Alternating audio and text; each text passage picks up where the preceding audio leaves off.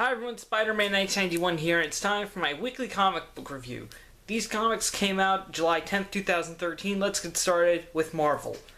Daredevil, number 28. This is Matt Murdock is pretty much a new client shows up in Nelson and Murdock, attorneys at law, but this client is actually a man named Nate Hackett, who actually grew up with Matt Murdock, and he's actually Matt Murdock's childhood bully. I mean, he was pretty much like, we all know that with Daredevil in his childhood, his father made him study made him study all the time, and because of that, most of the kids made fun of Matt, and that's actually how he kind of got the name Daredevil.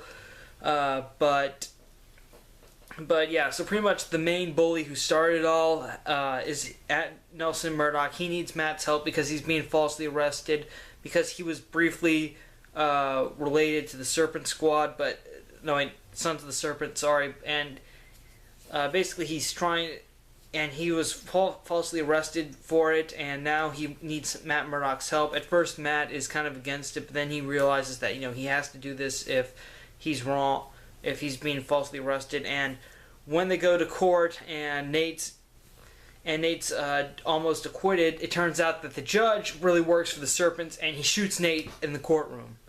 And so that's pretty much what happens in this issue. Well, we're kicking off another new story arc in Daredevil, so I think if you haven't picked up this series, this is a good place to start. Daredevil by far is one of my favorite Marvel comics out right now. I mean, Mark Waid knows what he's doing with this title, and I look forward to see what this and I like how Waid's using an element of Matt Murdock's past to help jumpstart this story arc, which will possibly deal with the Sons of the Serpent. Can't wait to see that. Basically, very nice opener to what we have in store for Matt Murdock and Daredevil. Can't wait to read the rest of it. Also, Foggy Nelson does start chemo in this. With this issue, so obviously there's still some development with Foggy's illness. I really hope Foggy doesn't die. He's a great character. But overall, I would say Daredevil, definitely a buy. Alright, Young Avengers, number 7. Alright, the issue opens up with, pretty much, we see what the Young Avengers have been up to since issue 5, which was when they left New York City because of the whole interdimensional parasite that looks like Teddy's mom.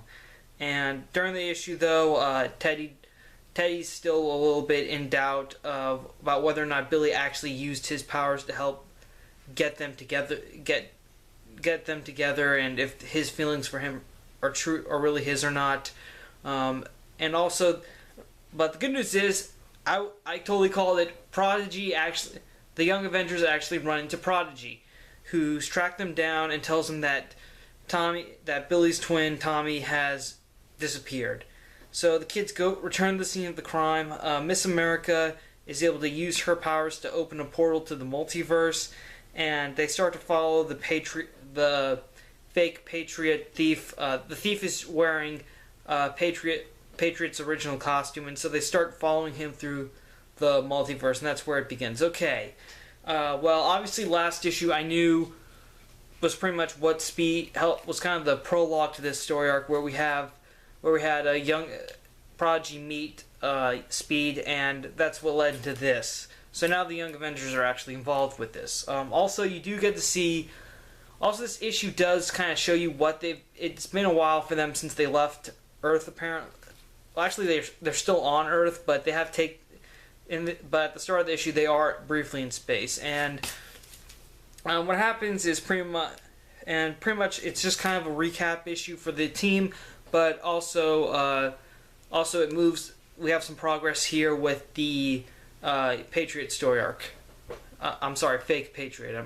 I'm still confused about what we're supposed to call this new antagonist. Young Avengers number 7. I'd say it's somewhere between buy it or read it, because right now I'd say you're getting I'd say this story is possibly worth the $3 you could pay for it. So I say if you can afford the extra $3, give this a shot. If not, just borrow it from a friend. Superior Spider-Man number 13. So this book still continues to be my favorite Marvel title. Pretty much Spider-Man fights the Spider Slayer for one last time, and also the Vulture gets and also the other villains that were enhanced by some upgrades the Spider Slayer gave them, Scorpion and Vulture. Vulture gets ready to attack most of the civilians that were kept in a force field created by the Spider Bots, and of course Vulture's getting ready to attack, but they kind of distract Vulture and kind of start making deals with him, like the DA, like Smythe's lawyer says he could probably get him acquitted or something, and they all say, like, if you help us, then we could say that you actually used your abilities for good and stuff. And meanwhile the Scorpion, he's setting his sight on J. Jonah Jameson, and right when Scorpion's about to kill Jameson's saved by none other than the Lizard, who, as we all know, even though the body of the Lizard, he still has the mind of Dr. Kurt Connors. Anyways, the fight between Spider-Man and the Spider Slayer ends with Spider-Man ripping off Smythe's tail and stabbing it right through his heart. And that's what kills the Spider Slayer and deactivates all the mini Slayers, as well as the enhancements that Smythe gave Scorpion, Vulture, and Boomerang. And so with the villains depowered and Smythe dead, everyone gets ready to leave the Raft prison, but then Spider-Man notices a mini Slayer is still active, and it turns out Smythe still has a few moments left to live, and with the little amount of consciousness that he has, he actually tries to do what Otto Octavius successfully did. He tries to transfer his consciousness into Spider-Man's body. Yeah, doesn't work. Okay, you're using this against the guy who originally thought of it. And of course, though, fortunately, Spider-Man still has the carbonium plating in the back of his mask, so he's safe. And right before Smythe dies, Spider-Man actually reveals to him that he's really Dr. Octopus, and he did this and it worked, so it's not going to work again. He only reveals to Smythe, he doesn't say it out loud. And back on the boat ride back to Manhattan, Spider-Man asks J. Jonah Jameson, since Jameson still wants to shut down the Raft prison, Spider-Man proposes an alternative. Mayor Jameson basically just gives full control of the Raft to Spider-Man. Yeah, and of course Jameson, no, he's against it. Well, Spider-Man took footage of of the conversation Jameson and Spider-Man had back in issue 12, which was when Jameson pretty much ordered him to get the job done. And that blackmails Jameson to give him full control of Spider Island, which the Superior Spider-Man is renaming to Spider Island 2, and the issue ends with Spider-Man prepping his new base and and he's apparently making a call to order some henchmen, and also he's thinking of a new costume design. Yeah, so okay, the ending of this really had me laughing, because even though we have Otto Octavius, who's pretty much took over the body of Spider-Man and Peter Parker, he's becoming a hero. He says, I want to be a hero, I'm going to save people and stuff. He's still acting like a supervillain, which is the real funny thing. Okay, now he's got a secret base, he's starting to place an order for henchmen. I guess the Marvel Universe has some sort of henchman agency or something, anyways. And it's just really funny. And also, the thing when Smythe tries to transfer his consciousness, attempts the whole mind switch thing with Otto, that just really had me laughing. It did. Superior Spider-Man, I would say definitely buy it. This is a great title. Even though this is Dr. Octopus in Spider-Man's body, it's still a fun time. Dan Slott is a great I obviously say this too much, but Dan Slott really is a great writer. He's doing a title that I'm pretty sure people should hate, because it is, after all, supervillain pretending to be a superhero. It's actually turning out to be very good. A lot of people love this, and I agree. Buy this book. It's amazing. Okay, now it's time for DC, starting with Smallville, Season 11, number 15. Pretty much, it's Superman vs. Doomsday 2. kind of a sequel to the way Season 8 ended when Clark fought Doomsday. Well, now, pretty much EarthGov recreated Doomsday. Clark's stuck fighting him again. Fortunately, Superman is able to take out Doomsday this time since he has a whole plan of Kryptonians helping him out.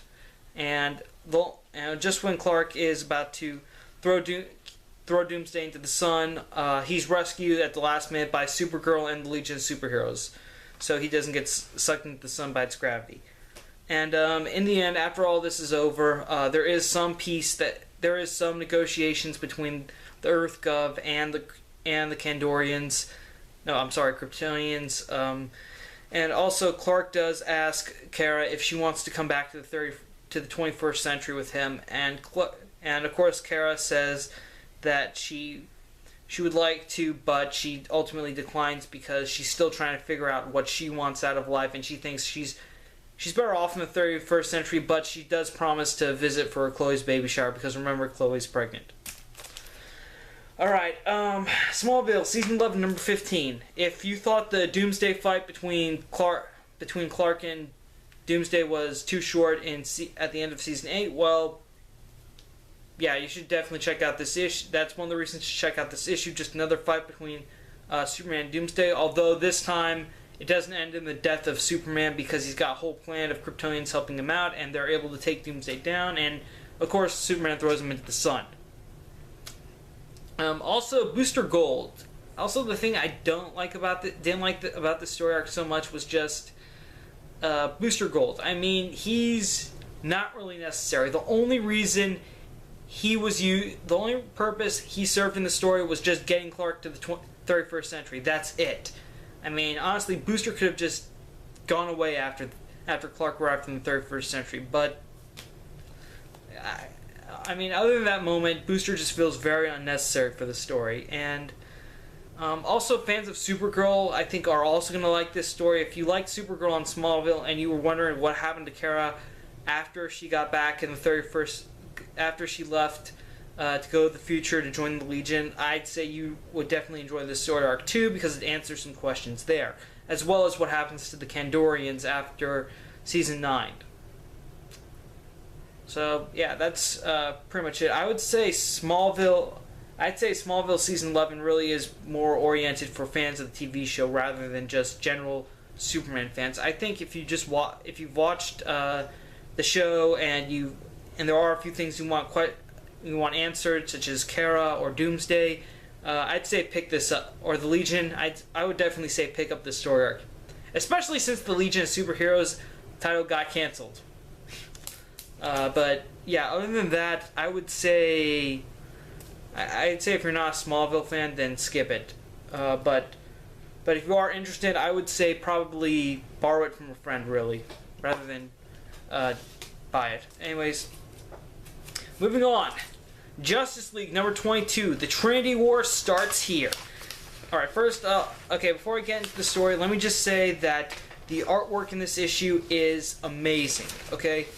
Ivan Reis, he does the artwork in this. I'm pretty sure he's also been in Aquaman and Green Lantern. Well, he does a spectacular job in this. We have two double-page spreads in this that are just brilliant. But okay, back to the plot. The Trinity War has begun. At first, Pandora tries to get Superman to open the box because only a person that's pure of heart can open it. And fortunately, though, she figured, hey, Superman, world's greatest hero, he can open it. Well, unfortunately, Superman gets temporarily possessed. But fortunately, though, Pandora and Wonder Woman are able to get Superman to snap out of it. Then Pandora leaves. Next thing we know, Batman calls Superman and Wonder Woman and says that the League needs to head to Kahndaq because Shazam is there. And apparently it's causing an uproar with the Kahndaq military service. I'm sorry if I mispronounced. Apologies in advance if I'm mispronouncing this country's name. So anyways, and the reason Shazam is there is because after the events of his story arc, which we saw in the co-feature of the Justice League title, he really does deserve his own book. Pretty much Shazam has returned to Kahndaq so that he could scatter Black Adam's ashes there. Obviously, I understand that Billy Batson had a good idea. Of course, though, the League is worried because it's causing an uproar, so the League decides to head over there. And, of course, when Amanda Waller hears about this, mainly because the Atom is really working with the JLA, she decides to send the JLA because she believes this will be the opportunity they'll have to prove how unstable the League is. So the JLA head over there with their newest member, Dr. Light, who is supposed to be the adversary to go against Firestorm.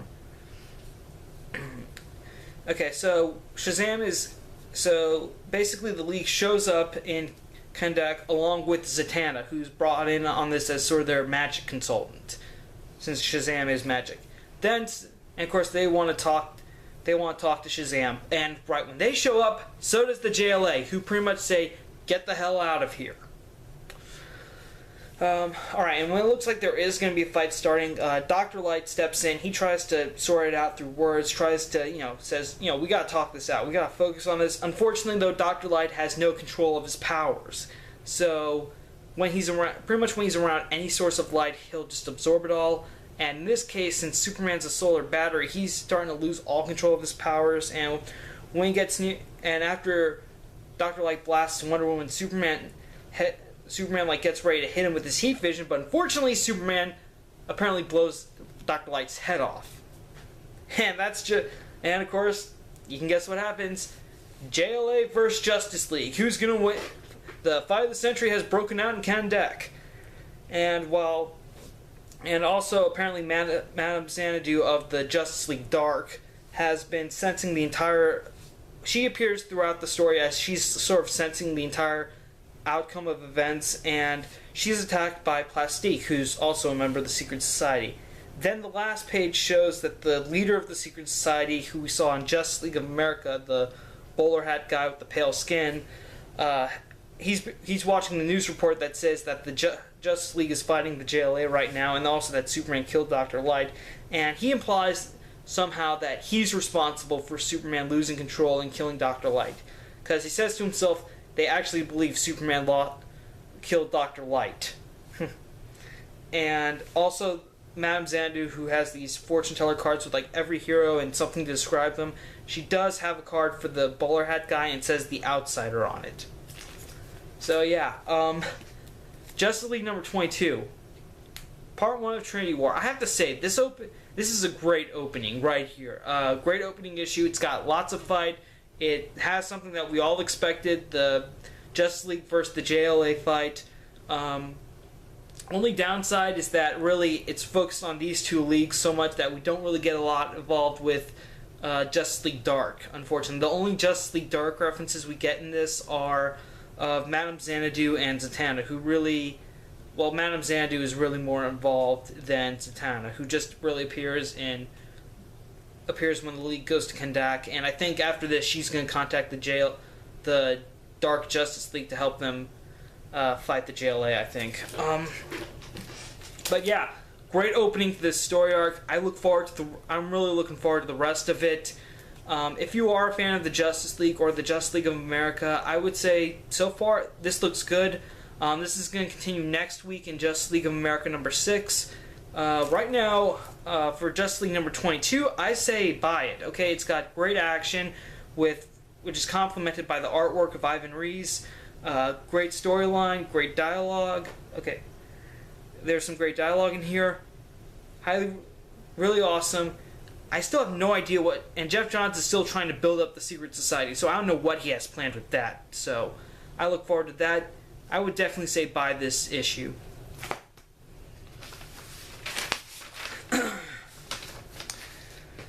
Okay, Nightwing, number 22. Nightwing confronts Mayor Cole of Chicago and warns him that Mayor Cole that he tells him that he knows that Tony Zuko is his aide, and warns him that as long as Cole is hiding Zuko, he's going to stay in Chicago, which the mayor is worried about. And also Nightwing, while he's there, Nightwing plants a bug in the mayor's office. Later that night, Nightwing's pretty much listening to the to what the bug's picking up in the mayor's office, and he's not. And just when it seems like he's finally getting a lead on where Zuko is, suddenly the prankster appears on TV, almost all the TVs. He hijacks all the stations, and he starts talking about the mayor. And pretty much the prankster mentions that the mayor isn't a good guy. He does bring up the fact that he also brings up that the mayor is harboring Tony Zuko, and also that the mayor has somehow embezzled money of about $52 million from the city. And prankster then tells everyone that unless the mayor gives the money back, he's going to start crashing trains from the city's monorail. And suddenly when that happens, tons of trains keep going off the track, and Nightwing goes off to help save some people, and he's also dealing with the prankster's henchmen. And the last page of the issue reveals that the prankster has a room full of cops held hostage unless the mayor gives the city back its money. Okay, Nightwing number 22. The Tony Zuko story arc side of this, I think it's great. It's obviously something that they don't want to rush, but at the same time, I kind of wish we'd finally get through with what we're doing with the prankster. I mean, don't get me wrong, I'm not saying he's a terrible villain, but I just feel like he's kind of a distraction right now to keep us from Tony Zuko. That's obviously something that the writer Kyle Higgins doesn't want rushed. He doesn't want Nightwing to go deal with Tony Zuko, then go leave Chicago and go back to Gotham. No. I think this is something that's going to be stalled. I just hope it's not going to be put off until years and years and years. Nevertheless, Nightwing's still a great series. This is probably one of the best series of the new 52 of DC Comics right now. Very nice. I say that the Tony Zuko part is still the best aspect of this comic, but the prankster, though, I don't know how long I can keep stomaching the prankster this much. I hope Nightwing deals with him soon, and that we could probably get a new adversary in here. But overall, I would say Nightwing, only $2.99. I'd say buy it.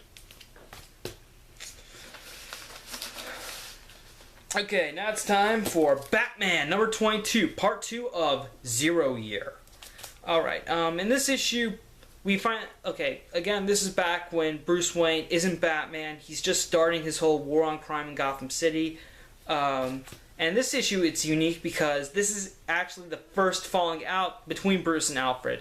Alfred, again, argues that Bruce is going all wrong with his war on crime, that, his parents fought to save the city too, but they did it publicly. And Alfred pretty much calls Bruce a coward, and then Bruce pretty much insults Alfred, and Alfred slaps him across the face, which is awesome, and then decides to go leave the townhouse and go to Wayne Manor.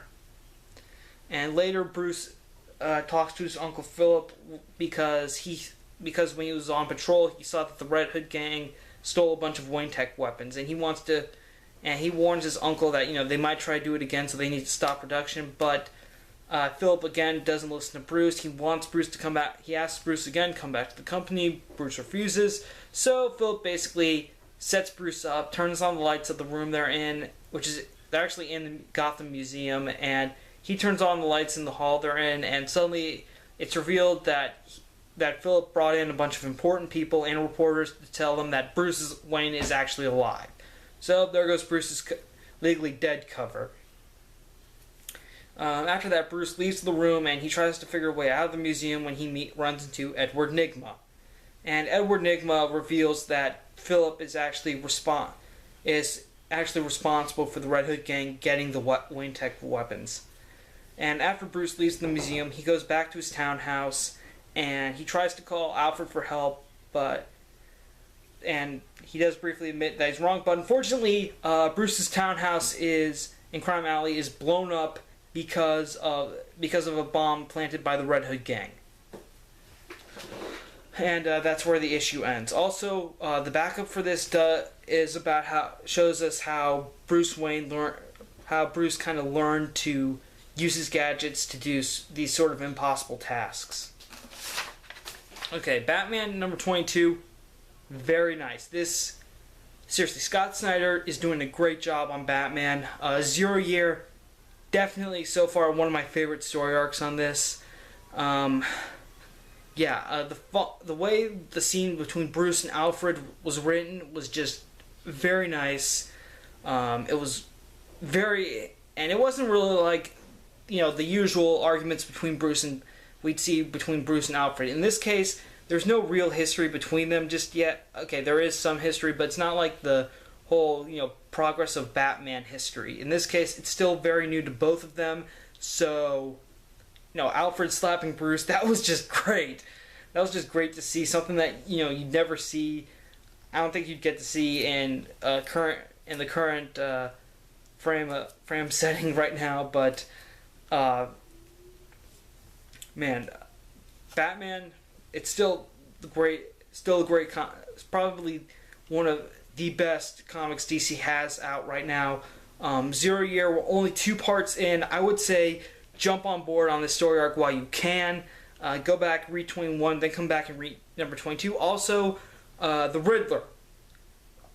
Well, Edward Nygma, technically. We know he's going to be the Riddler later on, but right now I can see that Scott Snyder, bringing him in, Scott Snyder might have some future plans for the Riddler. I hope he does, because he's starting to spark some interest in the character with this issue. So, I would say Batman number 22, definitely a buy.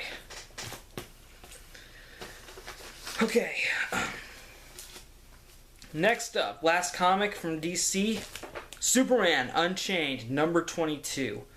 At the beginning of the issue, Superman has to deal with a collapsing building in Dubai, while also fighting a construction robot that's being controlled by the cyber terrorist group Ascension.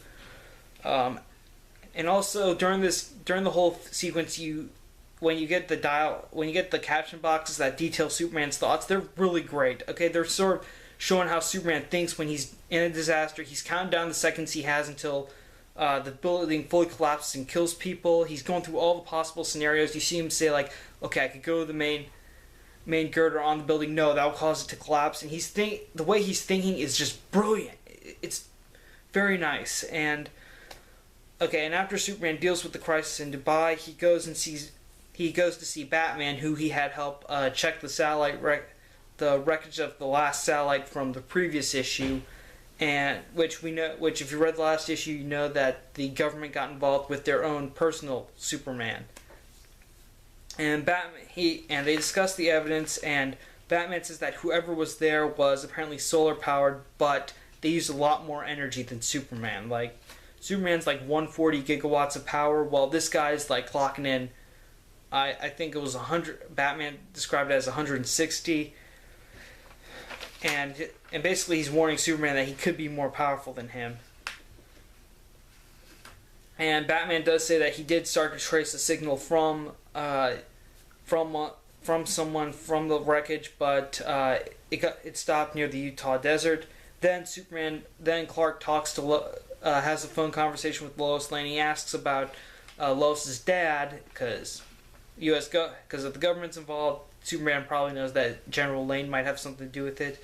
And Superman is able to figure, and after talking with Lois about where her dad could be, he figures out where General Lane is. And when Superman goes to confront General Lane and says he wants answers, Lane of course refuses, and he summons his tanks, which are apparently black hole lasers.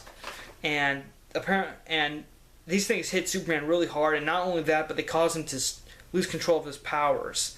And right before the General Lane's men launch the killing blow, the government's Superman alien that they have suddenly emerges from the ground and says that he's been waiting, and orders Lane to stop because he wants to take on Superman, and it's something he's been waiting for. And meanwhile, the terrorist group Ascension starts to attack.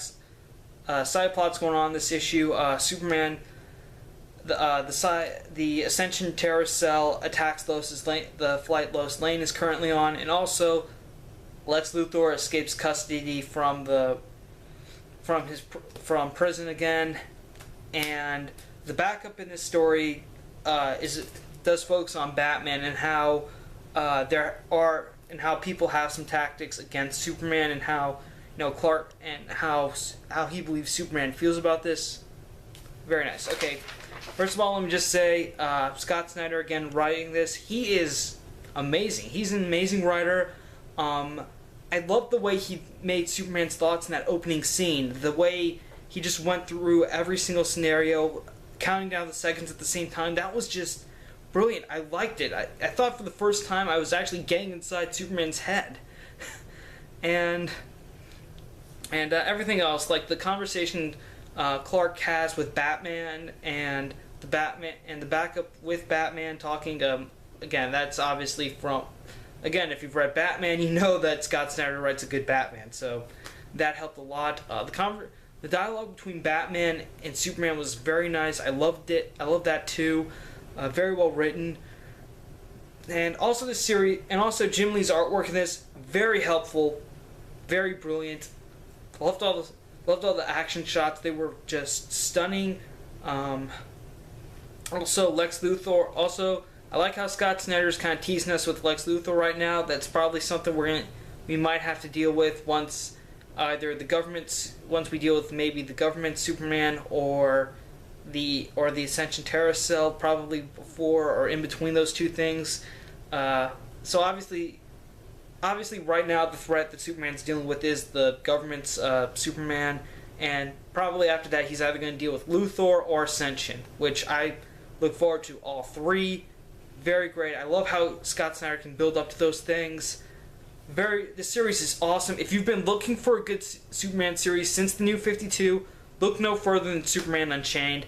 This is definitely a buy.